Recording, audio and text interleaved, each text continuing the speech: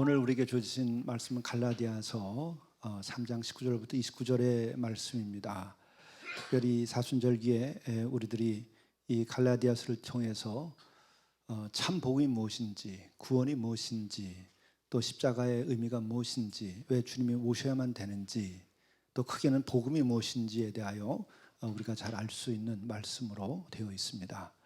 그리고 새벽에 지금 우리들이 매일 사순절기에 기도회를 하고 있는데, 이 새벽 기도에서 나누는 이 갈라디아서의 말씀이 우선 제가 말씀으로 인하여 아주 감동과 감동, 그게 더해지는 것을 요즘에 경험하면서 뜨거운 마음입니다. 이것을 또 아침에 나누게 되는데, 이제는 이 자리가 첫 줄을 꽉 채우고 이제 옆줄로 옮겨서 어제는 우리 황 장로님과 아드님이 강인이가 함께 옆자리에 부자가 나와서 함께 말씀을 또 나눌 때에 제가 아주 더 큰 은혜가 됐습니다. 이번 고난 주간까지는 이 자리가 주일 예배처럼 꽉 찰 수 있으리라고 생각을 하는데, 그것은 주님께서 아침에 말씀으로 역사하기 때문이고 성령께서 이 아침 시간 새벽에 역사하시기 때문이라고 생각을 합니다. 저 역시도 아침 시간에 정말 놀라운 은혜를 받고 있습니다. 오늘 이 갈라디아서 3장 19절 이하의 말씀에서는 우리가 세 가지를 잘 정리하면은 굉장히 큰 은혜가 되고 말씀에 대한 밝음을 얻게 됩니다. 그 하나는 약속이라는 것은 무엇이며, 또 율법이라는 것은 무엇이고 복음이라는 것은 무엇인가 뿐만 아니라 오늘 말씀에서 중요한 것은 약속과 율법 그리고 복음과의 상호적 관계에 대한 것입니다.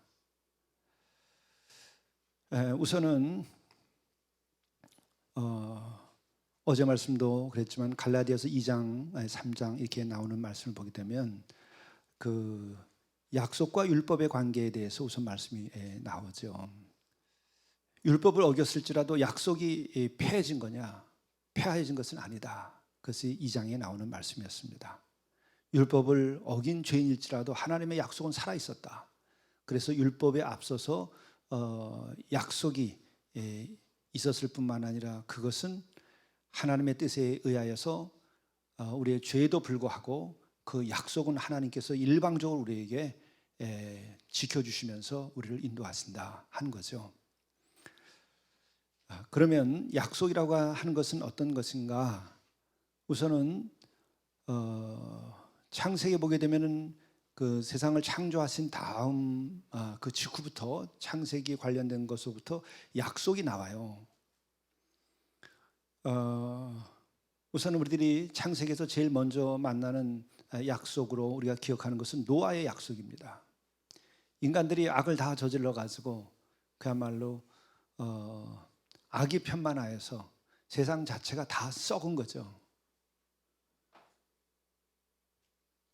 아주 좋은 맛 남고 몽땅 썩은 겁니다. 빵이 부패하게 될 때에 우리는 조금만 썩어도 빵을 버리죠. 여러분, 빵 요만큼 부패한 거 여러분 드시나요? 과일 중에서 여러분 요만큼 한쪽이 상한 거면 여러분 드시나요? 저는 아까워서 지난주 중에 한쪽을 먹긴 했는데 반 잘라서 근데 대체로 우리는 버립니다. 그렇죠? 누가 선물한 거기 때문에 그냥 버릴 수 없어서 제가 옆집에서 선물한 거라서 그냥 버릴 수 없어서 반쪽을 짜게서 먹었어요. 그리고 과일은 그렇게 쪼개서 먹는다지만은 우리들이 빵집에서 나오는 빵도 하루 지나면은 그냥 다 팔지 않고 버리죠.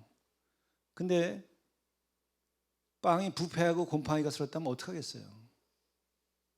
그것은 버리게 되는 겁니다. 그런데 노아가 살던 그 세상은 이미 전체가 다 부패하고 썩은 거예요. 빵 전체가. 그리고 한 귀퉁이만 썩지 않은 거죠. 그래서 나머지는 도려내고 난 다음에 다시 한번 약속을 합니다. 생육하고 번성하라. 생명에 대한 축복의 약속을 주죠. 근데 이것은 어디에 근거한 거죠? 창조했을 때의 하나님의 선포에 근거된 겁니다. 만물을 지으신 다음에 생명을 내시고 생명을 보시고 생육하고 번성하라, 땅에 충만하라. 그렇게 말씀하셨죠. 그게 하나님의 뜻입니다. 창조의 뜻이에요. 이 세상에 생명이 차고 넘치기를 원하신 거예요. 아무리 산천이 아름다워도 그 속에 동물이 살지 아니하면 그 산천은 죽은 산천이에요. 더더욱이 거기에서 몇몇 정말 부부라도, 젊은이가 아니라 노 부부라도 그렇게 오순도순 살면 거기에 마을이 형성돼서 아름다워집니다. 마을이 없는 그 산에는 아름다움이 완전해지질 않아요. 왜? 사람이 삶으로써 그 사랑을 주고받음으로써 이 하나님이 지어놓은 이 세팅을 해놓은 무대에 새로운 힘이 생기는 거예요. 그게 사랑의 교제가 있음으로써 하나님이 기뻐하시는 거예요. 그리고 그들이 하나님을 만나고 기도하고 예배하니까 그곳이 아름다운 곳이 되는 거죠. 창조주를 기억하지 않는 세계와 만물을 신 창조주 하나님을 기억하고 기뻐하는 자들이 있는 공간은 완전히 다른 공간이에요. 하나님께서 만물을 지으시고 생육하고 번성하라, 땅에 충만하라고 축복을 선언하셨어요. 일방적인 선언이에요. 일방적으로 하늘과 땅을 만들고 천하보다 귀한 목숨 우리에게 지어서 거저 주었을 뿐만 아니라 충만하라고, 번성하라고 선언을 하신 거예요. 일방적인 겁니다. 이것이 지금도 이 하늘과 땅 사이에 메아리 치고 있고 이 우주의 피조물의 세계 안에 메아리 치고 있기 때문에 우리들이 살아가고 있는 거예요. 이것에 감동과 감화를 받았을 때에 우리는 깊은 산중에서 또 혹은 광야에서 우리는 하나님께 영광을 드리고 우리는 바다 위에서 하나님을 찬양하는 노래를 부르는 거죠. 이거를 느끼는 자가 영혼이 깨어있는 이들이에요. 이것을 느끼는 이들이 사랑의 관계를 맺고 이것을 느끼는 이들이 사랑의 세계를 만들어내고 이것을 느끼는 이들이 아름다운 예술을 창조하고 그러한 이들이 세상을 하나님께서 보시기에 아름답게 만들어가는 거예요. 이 소리를 못 듣는 것은 어떻게 돼요? 다 돈이고 물질이에요. 그들은 세상을 망치는 겁니다. 그것이 세상을 부패하게 했다는 거예요. 그래서 하나님을 모르고 하나님의 은총을 모르고 이 우주에 가득한 하나님의 그 사랑과 이 기운을 모르는 이들이 돼버린 거죠. 그렇게 되면 어떻게 돼요? 물질을 탐하고 육체를 탐하고 남들을 정죄하고 남을 짓밟고 남의 가진 것을 빼앗고 이러고 사는 거죠. 짐승처럼 사는 거죠. 그게 노아의 시대인 거예요. 그래서 완전히 그 빵은 부패한 것과 같이 돼버렸는데 그때의 노아라고 하는 인물을 통해서 구원을 하고 그 다음에 또 다시 선포하죠. 생명의 약속을 주는 거예요. 다시는 이렇게 심판하지 않고 내가 너희를 살리리라. 그런데 뒤로 가서 미리 얘기를 드리면 이 복음의 세계에 와서는 다시는 심판하지 않는다고 약속을 하셨잖아요. 그럼 뭐 불로 꼭 심판하실까? 생육하고 번성하라고 또 먼저 선언을 하셨잖아요. 그러니까 스스로 못 견뎌서 사람의 몸을 입고 와서 심판해야 될 분이 스스로 심판을 받고 우리들의 죄의 삭슬 대신 지불하고 그리고서 우리의 죄를 내가 기억지 아니하겠다고 하고 나만 믿고 다시 관계만 회복되면 내가 너희들을 구원하며 영원한 나라 나의 세계로 부르겠다는 거죠. 이거는 우리가 이성적으로 생각하더라도 이해되지 않는, 계산에 맞지 않아요. 똑똑한 인간들은 이거 믿을 수 없어요. 왜? 계산에 맞지 않고 선입관계가 형성이 이게 안 맞아요. 논리적으로 맞질 않아요. 사실은 그게 절대적 사랑이에요. 절대적 사랑은 계산이 끊어진 세계예요.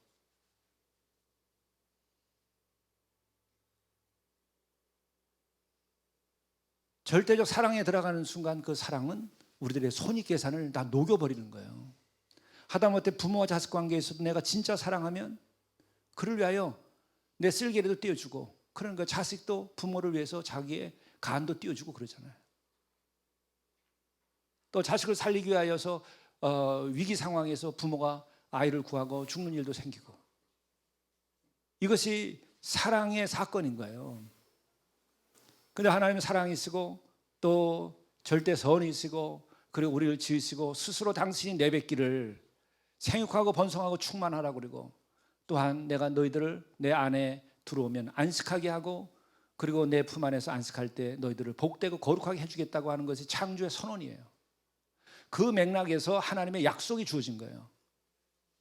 그때 노아에게도 일반적인 약속입니다. 이 창조라고 하는 것은 일반적 은총이라고 말해요. 그건 어디에나 다 은총이 있어요. 만물을 지으신 분이 이 하늘 아래 모든 만물 속에 하나님께서 사랑하셔서 지어준 것이고, 그것이 또한 아름답고 훌륭하죠. 거기는 생명이 살아갈 수 있습니다. 인간이 오염만 시키지 않으면 살아갈 수 있는 거예요. 그래서 그것은 일반적 은총 혹은 자연적 은총 혹은 자연의 은총 이렇게 불러요. 그런데 약속이라고 하는 것은 그런 자연적 은총만이 아니라 특별한 목적을 가지고 우리에게 주시는 약속이에요. 그 약속은 뭐죠? 축복인 거예요. 내가 너희들을 복되게 하겠다. 그게 언약입니다. 언약, 약속 다 같은 말을 달리 번역을 한 거죠. 그래서 노아에게는 일반적 생명의 약속이 주어진 것이고, 그 다음에 아브라함을 통하여서 약속을 해요. 근데 이때에 아브라함이 뭐 잘난 게 있어서가 전혀 아니야. 아브라함에게는 아무런 조건도 없어요. 만물을 주신 하나님은 스스로가 원인이고 스스로가 결과예요. 스스로가 생각하시고 스스로가 실천하시는 거예요. 어떤 조건과 관계 때문에 하늘과 땅을 지으시고 목숨을 주신 것이 아니에요. 마찬가지로 당신의 입장에서는 아브라함을 들어쓰는 것도 아브라함이 특별히 이쁘고 잘난 구석이 있어서라고 하는 그 어떤 조건적인 관계가 아니에요. 뭐뭐니까 뭐뭐시다라고 하는 관계가 없어요. 스스로 존재하시는 분이 스스로 사랑 가운데에서 한 사람을 택하여서 약속을 준 거예요. 왜 줬느냐? 당신이 어떤 분인가를 드러내기 위해서, 당신이 얼마나 사랑하는가, 구원하려고 하는가를 보여주기 위해서 그렇게 하시는 거예요. 그리고 인간들에게는 자유의지를 주고 스스로 살아갈 수 있도록 해주셨잖아요. 근데 인간들이 자기 멋대로 사는 거예요. 하나님과 관계를 끊어버리고까지 자기들 멋대로 사니까 그렇게 살면 안 되고, 어떻게 해야 복된 삶인가 하는 것을 보여주기 위해서 당신의 입장에서 그냥 아브라함이라는 걸 정한 거예요. 근데 우리는 거꾸로 이 아브라함의 이야기가 아주 특별하고 그의 설교에서도 많이 얘기되고 성경에서 우리가 늘 읽으니까 아브라함이 우리에게서는 주인공처럼 되어 있는데 천만에죠. 주인공, 주어는 하나님인 거예요. 약속의 주인공도 하나님인 거예요. 우리의 구원을 하는 것도 하나님인 거예요. 그냥 너희들 구원해 주겠다는 거지. 우리가 무슨 조건을 얘기해요? 가당치 않은 거죠. 뭐가 가당해요? 잠시 있다 사라져 버리는데. 그리고 하는 짓이 전부 다 정말 우리 스스로 보기에도 내 자식도 내 아내도 내 남편도 100% 마음에 드는 게 있나요? 99% 마음에 안 들어도 1% 때문에 살 수 있는 거예요. 그냥 그런 거 아니에요? 이 말씀에 기뻐서 웃는 분들이 계신데, 그렇게 하고 사는 거예요. 근데 하나님의 마음에 들어요? 누가? 말 같지 않은 이야기죠. 그건 내가 눈이 멀어서 그렇게 생각하는 거죠. 약속도 똑같은 거예요. 아브라함이 이뻐서 전혀, 성경도 그렇지 않다고 돼 있잖아요. 하나님께서 일방적으로 택하여서 당신의 뜻을 보이고 사랑을 보이기 위해서 약속한 거예요. 근데 이 약속이 주어질 때에 어떤 약속이었어요? 우리 한 생명으로서 이 땅을 살아가면서 우리가 얻어야 할 가장 복된 것이 무엇인지를 또한 그 약속에서 볼 수 있어요. 여러분도 그런 약속을 달라고 그러세요. 하늘을 봐라. 하늘의 별처럼 많은 자손을 주겠다 그랬어요. 또 바다의 모래알을 봐라. 그처럼 많은 자손을 주겠다 그랬어요. 우리나라가 이제 위기에 위기를 더하게 된다 그러죠. 벌써 20년 전에 한국이 경제 문제에 대해서 막 몰두하고 문제를 해결한다고 그럴 때에 미국의 하버드대학의 한 경제학자가 근본이 틀렸다. 한국의 위기는 그러한 경제 현상에서 일어나는 것이 아니라 인구 문제다 한 얘기를 20년 전에 했어요. 지금 뭐 때문에 문제되죠? 인구 문제 때문에 문제되는 거예요. 우리가 지금 다 노년이 되고 우리 노수인대학은 이제 노수인대학이 아니라 노인대학으로 좀 바뀌었어요. 가난한 노인들이 지금 제일 큰 문제예요. 이제 우리를 누가 먹여 살리죠? 젊은이들이 먹여 살리고 새로운 인구가 있어야지 먹여 살리는데 다 늙어가고 있어요. 그리고 지금처럼 지금 세계에서 제일 아이 낳지 않는 나라가 되는데 지금 50년 후, 100년 후 또 그 조금 지나면 한국 민족이 사라져 버린대요. 하나님 말씀이 맞습니까? 틀립니까? 축복의 첫 번째가 하늘을 봐라, 하늘의 별처럼 바다의 모래알처럼이라는 거예요. 여러분 가정이 융성하고 우리 교회가 더 앞으로 복음을 잘 증언하고 사랑이 넘치고 좋은 교회가 되려고 한다. 또 이 나라가 앞으로 더 발전하고 잘 돼야 된다. 어린아이들과 젊은이들 숫자가 계속 늘면 돼요. 그게 안 늘면 어려운 거예요. 여러분 가정도 마찬가지예요. 근데 지금 우리는 사회 제도 자체와 교육과 가치관이 이제는 왜곡돼 버려가지고 결혼을 왜 하냐? 그리고 또 기본적인 가치관이 잘못돼 가지고 이제는 혼인도 남녀가 혼인하는 것이 아니에요. 여러분 자녀들이 몽땅 다 동성애를 해보세요. 우리대로 끝나는 거예요. 그 다음 때가 없어요. 그래도 괜찮은 건가? 뭘 그렇게 복잡하게 따지죠? 그런 거 없어요. 동성애하면 우리 대에서 끝나는 거예요. 그리고 그럼 동성애를 하면 어떻게 하느냐? 그런 동성애를 저질러도 우리가 내 자식인데 정죄하지 말고 다 살아있는 생명인데 정죄하지 않는 것이 필요한 거지. 그것을 무슨 다른 이유 때문에 인권이고 뭐고 해가지고 그렇게 제도적으로 해도 된다는 식으로 만들면 안 되는 거죠. 그건 멸망의 길이에요. 왜? 근본적으로 창조의 섭리를 어긋내는 거니까. 그래서 첫 번째 약속이 축복이 그거였어요. 자손에 대한 거. 그리고 동서남북을 바라다 보라. 다 이것이 너의 것이 될 것이다. 땅에 대한 축복이에요. 여러분 땅에서 농산물 안 나면 자식이 아무리 만나도 다 굶어 죽어요. 다 굶어 죽어요. 땅이 없으면. 땅이 풍성케 돼야 돼. 젖과 꿀이 흐르는 땅이 있어야 돼. 그래서 젖과 꿀이 흐르는 땅에 대한 약속도 나중에 주어지잖아요. 근데 그것 없이 우리가 좀 살아간다. 농촌을 피폐하게 만드는 거. 이거는 가장 어리석은 거예요.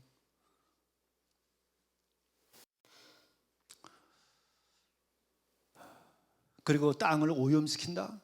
농사 질 수 없게. 그거는 가장 어리석은 일이에요. 땅은 항상 비옥하고 풍요롭게 하고 짐승들이 뛰어놀고 그리고 숲이 있고 거기서 맑은 공기가 쏟아져 나와야 되죠. 그리고 그것에 사는 이들은 오래도록 살면서 그 일을 다 감당할 수 있는 것. 그 가정을 감당하고 또 그 농토를 감당하고 그리고 사회를 지탱시킬 수 있는. 그리고 사회에서는요, 지혜가 어디서 나와요? 젊은 사람들은 용기와 도전이에요. 꿈, 그것은 노인이 가져야 되는 게 아니라 젊은이들이 가져야 돼요. 노인들이 막 혈기왕성해가지고 그러면요, 그 나라 뒤집어져요. 여러분 할머니 할아버지가 집에서 왕성해가지고 한번 집을 흔들어 놔 보세요. 자식들이 버텨내나? 그러죠? 많이 고생하셨죠? 시어머니가 왕성하셔가지고 여러분 왔다 갔다 뒤집어 헐어보세요. 집안 다 무너지는 거예요. 그 며느리가 어떻게 살면 그 젊은 자식들이 어떻게 살아요? 그러나 젊은이들은 그걸 하는 거예요. 말썽을 부려도 젊은이들은 꿈과 용기를 가지고 뛰어야 돼. 혈기왕성하게. 그러나 그것이 노인들이 지혜를 가지고 그들을 돌보고 길을 인도하는 거죠. 그 노인들이 있으려면 인생에 많은 경험을 해야 되고 하나님이 무엇인지 인생을 경험해 보면서 믿음 없이 사는 것이 망하는 길이라는 것도 알고 교만했다가는 망하는 줄 알고 그리고 하나님 없이 인간이 어떻게 겸손해질 수 있죠? 다른 방법 없어요. 하나님을 제대로 아는 사람만이 건강하게 겸손을 알아요. 만물을 지으신 분을 우리가 경외하고 나는 피조물이라는 것을 알 때에 내가 가장 영적으로 건강하고 깨끗하고 바르게 내 가치관과 내 윤리와 내 생활, 내 하는 말과 내 행실을 바르게 할 수 있어요. 이거보다 더한 것은 없습니다. 그러니까 그 집안에 노인들이 있어야 되는 거예요. 다 30에 40에 떠나버리면 노인의 역할을 누가 하죠? 그런 면에서도 오래 장수할 필요가 있어요. 할머니, 할아버지가 있는 게 좋은 거예요. 다 버리지 말고. 그렇죠. 그리고 또한 할머니, 할아버지들이 정말 할머니, 할아버지가 제대로 되려면 어떻게 돼요? 하나님을 경외하지 않으면 내가 하나님 돼가지고 집안을 다 망쳐요. 집안을 율법주의로 바꿔놔요. 심판하고 야단치고 그 할아버지 할머니만 보면 다 도망가. 할머니 할아버지만 계시면 집에 안 들어가. 심판을 하니까 그런 거죠. 할머니 할아버지들은 지혜를 가지고 자애로워야 되는 거예요. 그렇게 되려면 진정으로 젊은 날부터 자신의 삶이 진실하게 죄를 짓고 잘못했을지라도 하나님 앞에서 살아가는 연습을 많이 하면 저절로 그렇게 된다는 거죠. 그럴 때 어머니 아버지들이 잘못 길러도 할머니 할아버지가 있어서 그 가정이 지켜지는 거예요. 바로 그래서 아브라함도 오래 살고 이삭과 야곱도 오래 살고 노인 역할을 단단히 하고 그들이 전수해 준 건 뭐죠? 하나님으로 받은 약속을 전수해 준 거예요. 하나님으로부터 받은 그 말씀을 전수해 준 거예요. 하나님을 경외하도록 하는 그것을 전수해 준 거예요. 하나님이 우리 가정을 사랑하시고 우리 가정에 축복하기를 원했습니다. 우리 가정은 그런 가정이다. 우리 집안은 그런 집안이다. 젊은 사람들은 잘 몰라요. 다 살아봐야 우리가 더 알지. 그렇잖아요. 고난을 겪고 정말 죽음의 직전까지도 가고 다 망하는 직전까지도 가고 혹은 망해 보기도 했을 때 다시 일어나고 하는 과정에서 아 정말 하나님 나를 버리지 않고 우리 집안을 버리지 않으셨다. 그런 것은 인생을 오래 살아봐야 알지. 젊은 날에 인생 짧은 기간에 그걸 다 어떻게 알아요? 모르는 거예요. 경험적으로도. 그래서 하나님께서는 자손과 땅과 그리고 장수를 약속을 하신 거예요. 아브라함에게 주어진 약속이에요. 그리고 아브라함 개인에게는 어떤 영광을 주냐면 민족의 아버지, 믿음의 아버지가 되겠다 그러고 복의 근원이 되겠다 그랬어요. 그래서 너로 인하여 많은 민족이 복을 받게 될 것이다 까지. 이게 우리가 가야 할 길이에요. 약속은 그렇게 하나님께서 일방적으로 스스로 만물을 지으신 것처럼 일방적으로 우리에게 복을 선언하고 약속을 해주시고 그 약속대로 살면서 그들이 그 약속을 이룰 때에 다른 이에게도 복의 근원이 되어서 복을 끼치게 된다는 거예요. 이게 하나님의 마음이에요. 왜? 누구든지 다 하나님 지으신 피조물이니까 내가 특별히 선택해서 약속을 주어가지고 그를 복되게 했으면 그 복을 다른 이들을 다 심판하는 데 쓰겠습니까? 복되게 하려고 하시겠죠. 그래서 복의 근원이 되는 거예요. 이런 약속을 받았는데 그 약속의 결과가 어디서 성취되죠? 고난 속에서 기근을 피해 가지고 이집트 땅으로 다 그 조상들이 이사를 간 거예요. 그 자손들이 다. 그래서 430년 만에 이집트에서 정말 장정만 60만, 그렇죠? 그렇게 많은 이 정말 하늘의 별처럼 땅의 모래알처럼 막 번성하는 그러한 것이 실현되는 거죠. 그 당시에 지구상에서 거기만큼 많은 그 사람들이 태어나서 번성할 수 있는 조건을 가지고 있는 땅은 없어요. 나일강 삼각주 지금도 최고의 땅입니다. 근데 당시에는 왜 또 더 그것이 그렇게 그들이 자라날 수 있는 바탕이 되고 인큐베이터가 될 수 있었느냐? 이집트가 강성했기 때문에, 그들이 비록 이 우상을 숭배하고 살았지만 강성했기 때문에 외적이 쳐들어올 수가 없어요. 그냥 국방이 튼튼하니까 그 안에서 막 자라는 거예요. 먹을 거 넘치죠. 나라는 튼튼하죠. 그냥 자랄 수밖에 없는 거예요. 외적이 쳐들어오면 어떻게 돼요? 전쟁하다가 다 죽고 그 다음에 짓밟히면 죽잖아요. 그리고 거기 가서 히브리인들이 종노릇 하는데 전쟁 나면 그들이 제일 첫 번째 화살바지, 총알바지가 되는 거죠. 근데 강성한 국가 아래에 있었으니까 거기에서 잘할 수 있었던 거예요. 그래서 430년 만에 어마어마한 숫자로 늘어나게 된 거예요. 그 강성한 이집트 제국이 위협을 느낄 정도로 그랬는데 그 속에서 이제 한 백성으로 구별시키기 위해서, 그 약속을 실현하기 위해서 구별시키기 위하여서 그들은 그 상황 자체에서 고통을 받으면서 출애굽을 해야만 됐죠. 근데 출애굽을 하고 나올 때에 광야에서 어떤 일이 벌어지죠? 이 약속은 있었지만은 이들이 윤리와 법도와 도덕 이게 없었어요. 그리고 우상숭배 속에서 살아오던 사람들이에요. 윤리와 법도가 없었던 거예요. 그래서 그때에 약속의 백성들이 거룩하지 않으면 약속을 실현할 수 없다는 것을 하나님이 계획하신 것이기 때문에 그때 10계명을 주는 거예요. 계명을 그때 주는 거예요. 그리고 그 율법을 줄 때에 그 직전에 광야에서 하나님께서 이 백성들에게 얘기하죠. 너는 제사장의 나라 거룩한 백성이 될 것이다. 그런데 전제가 있어요. 내가 너희들에게 갖춘 이 율례와 법도를 지키면이라는 거예요. 생각해 보십시오. 약속이 있어가지고 내가 정말 집안이 어마어마하게 커졌어요. 뭐 창고가 차고 넘쳐요. 그리고 뭐 그냥 우리 집이 정말 세계에서 아주 부족한 것 없이 그냥 제일 잘 살아. 그런데 그 집안에 윤리와 법도가 없어 봐요. 그걸 개판이라는 거예요. 그것이 졸부들이 그렇게 해서 이 나라가 제대로 서지 못하고 아직까지도 오는데 뿌리가 된 거예요. 돈만으로 훌륭한 가정, 물질만으로 좋은 부부의 관계 없어요.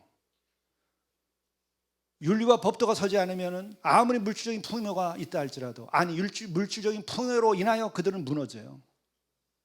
그렇게 해서 다 이 가정들이 무너졌잖아요. 그래서 얼마나 많은 가정들이 지금도 고통 속에서 살아가고 있나요?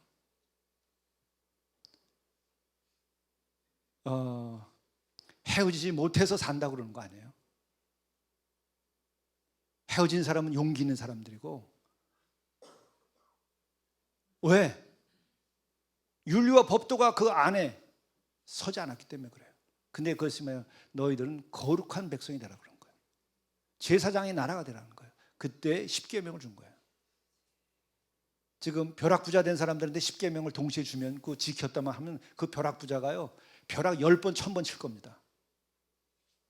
그런데 10계명을 주지 않고 벼락부자가 된 사람들은 벼락이 1000번, 1000번 칠 필요도 없어요. 그 다음 한 번에 망하는 벼락으로 끝나요. 깨져버리는 벼락으로 끝나는 거예요. 심판의 벼락으로. 하나님의 법도죠, 이게. 그래서 이스라엘 백성들에게 약속의 백성이었지만 그들이 그것만으로도 그 약속을 실현하고 복되게 살 수 없으니까 거기에 10계명을 떨어뜨려 준 거예요. 규례와 법도를. 그래서 너희들은 거룩한 사람들이 되어야 된다.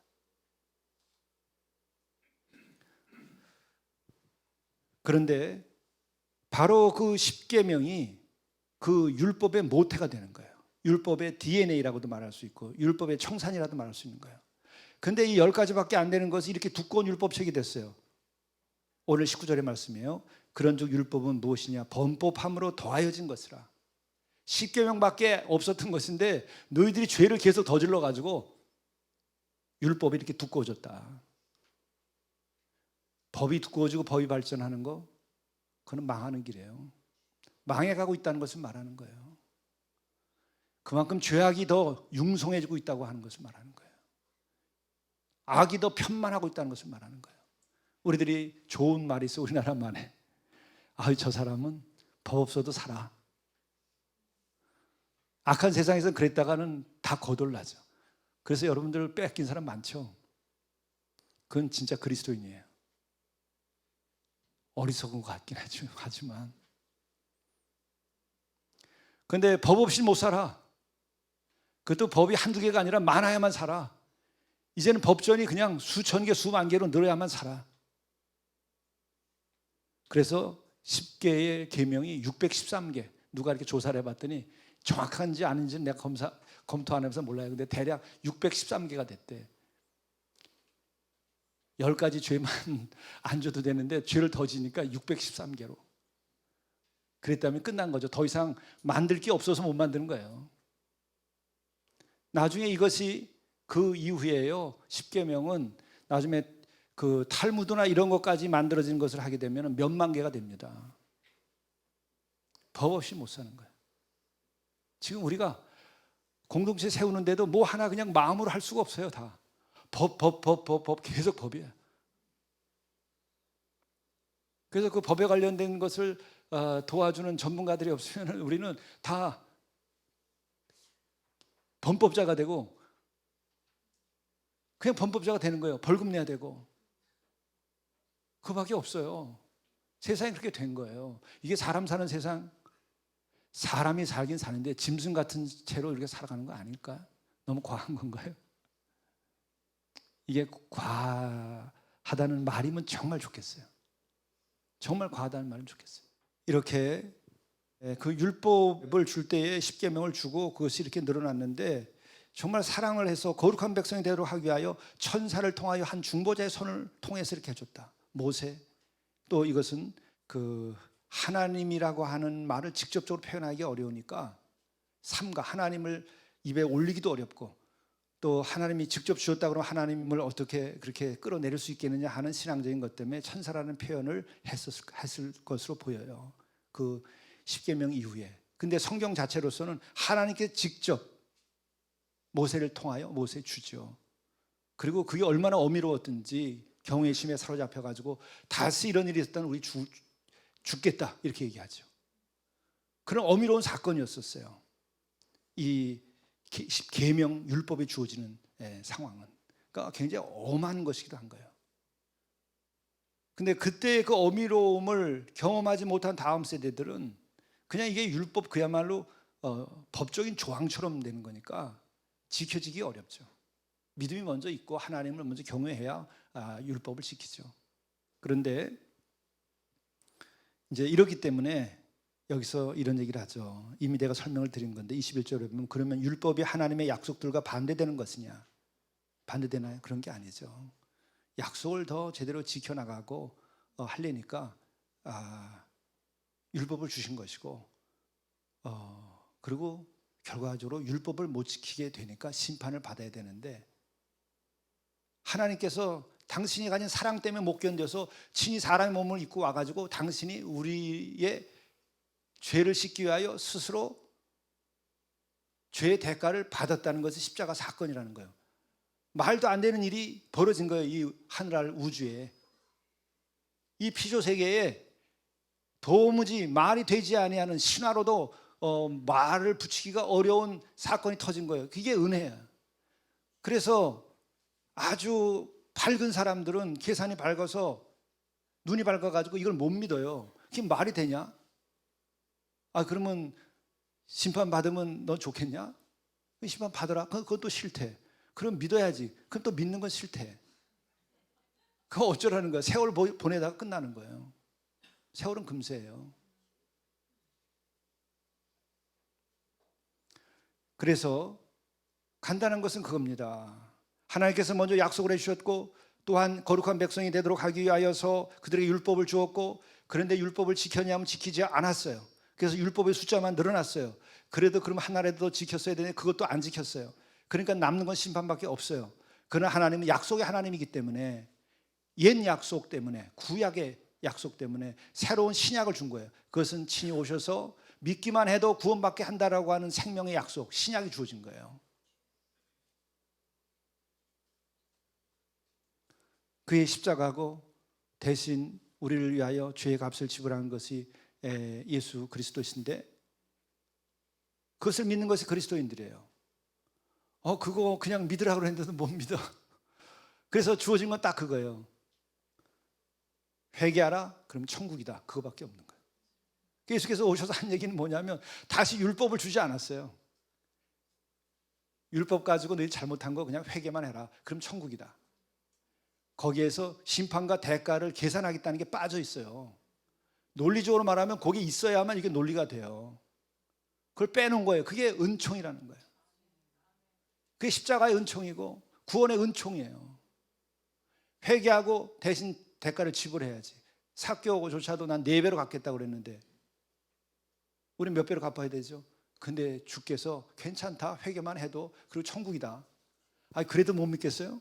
그럼 할 수 없지. 여러분들이 그런 저주 아래 있으면 안 돼. 그런 어리석음, 영적인 어리석음 안에 있으면 안 돼요.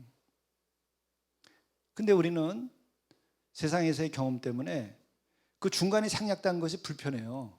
오히려 뭔가 지불을 하고, 대가를 지불하고, 버스를 타려면 삭스를 내야 되고, 택시를 타도 삭스를 내야 되고, 공부를 하면 입학금 내야 되고, 다 이게 주고받는 그 거래 관계이기 때문에 거래 관계가 생략돼 버리고 그냥 해주겠다니까 더 이상해. 그럼 헌금 많이 하시면 돼요. 선행을 많이 하시면 돼요. 그러나 그것으로 구원받는 것은 아니라는 걸 알고 하셔야 돼요. 우리가 어려운 이웃 돕고 이거 할 때도 보면 그런 거예요. 내가 정말 그동안에 저지른 죄가 많으니까 그래도 와서 내가 밥이라도 나눠주고 배식이라도 하고 그리고 설거지라도 하고 그럼 정말 마음 좋겠다. 하세요. 좋아요. 그러나 그것으로 구원받는 것은 아니라 그리스도의 은혜로 구원받는다는 것을 알고 그렇게 해야 되죠. 만일에 내가 한 행위로 인하여 내가 그래서 구원받았다 그러면 그 다음에 이 사람 당장 교만해져요. 나 돈 냈지 않냐? 야, 입학금 냈지 않냐? 당신 제대로 가르쳐. 내가 당신 평가하겠다. 그래서 교수 평가하잖아요. 그렇잖아요. 나 버스 요금 냈어. 버스 운전 잘해. 하나님 보고 당신 잘하시오 이럴 거 아니에요? 착각을 해가지고 여러 가지 이유에서 대가를 주고받는 것을 생략해버린 거예요. 회개만 해라. 그럼 다 봐준다. 이것이 새로운 약속이에요. 신약의 중심 그거예요. 그런데 그 회개를 통하여서 중간에 십자가가 세워진 거예요. 나를 대신하여 하나님께서 친히 죄의 대가를 지불하고 내가 그 사랑을 너희들 사랑 때문에 너희들에게 대신 이렇게 죄의 삭스를 지불했다. 너희들이 받을 심판을 심판자인 내가 심판을 받고 너희들을 살렸다. 그게 새로운 약속이에요. 믿기만 하면 된다는 게 새로운 약속이에요. 그게 복음이에요. 그러니까 굿뉴스죠. 그것도 못 받아들여? 잘 받아들이라고 여러분들이 전도하세요. 스스로에게도 잘 받아들여서 더 은혜롭게 살라고 얘기하세요. 남 심판하지 말고, 아내와 남편도 심판하지 말고, 자식도 심판하지 말고, 내가 용서받은 게 큰데 왜 자식한테는 그렇게 또 엄하죠? 이게 제 스스로 하는 얘기예요. 더 일찍 은혜를 많이 받았고 깨달았으면 은혜로 교육을 했을 텐데 율법적으로 교육을 하게 되는 거예요. 또 우리가 그렇게 물려받았기 때문에 그래요. 그렇게 배워서. 이게 인간의 유전인데 그걸 끊어야 돼요. 우리는 교육도 가정도 부부관계도 가족관계 모든 것도 다 은혜의 관계가 돼야 돼. 내가 받은 구원의 기쁨을 가지고 내가 용서받은 것을 가지고 내가 자식을 대하고 아내를 대하고 남편을 대하고 그리고 또한 그런 이들이 함께 예배드리면서 그 힘을 얻어서 가정을 회복하고 또 그런 가정들이 세상을 구성하면서 세상에 평화를 만들고 새로운 세상을 만들어야 되는 거예요. 그 외에는 길이 아니에요. 방법이 없습니다.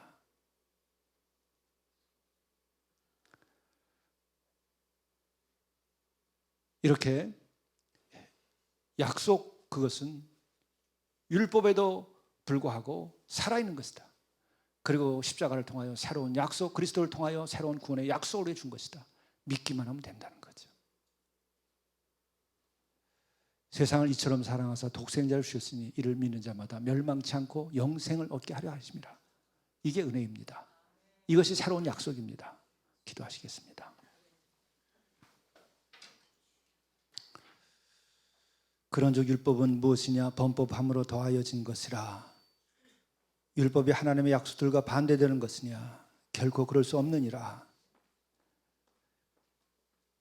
누구든지 그리스도와 합하기 위하여 세례를 받은 이들은 이제 그리스도와 함께 새로 죽고 새로 살아나서 새로운 약속 속에서 영원한 생명을 누리는 존재인 것을 우리가 깨달아 알도록 인도해 주시고, 어떤 심판과 율법보다도 하나님의 약속과 은총이 더 크고 앞선다는 것을 우리가 깨닫고 구원받은 자로서 기쁘고 감사하고 넘치는 사랑으로 우리들이 서로를 용납하며 살아갈 수 있게 도와주시고, 그 은혜로 인하여 우리가 서로 용서하고 서로 섬기며 살아갈 수 있도록 인도해 주시고, 이로 인하여 우리 교회가 새로워지고 우리의 영혼이 새로워지고 우리의 가정이 새로워지고 또한 세상이 새로워지는 역사가 있도록 인도하여 주시옵소서. 예수님의 이름으로 간절히 기도드리옵나이다. 아멘.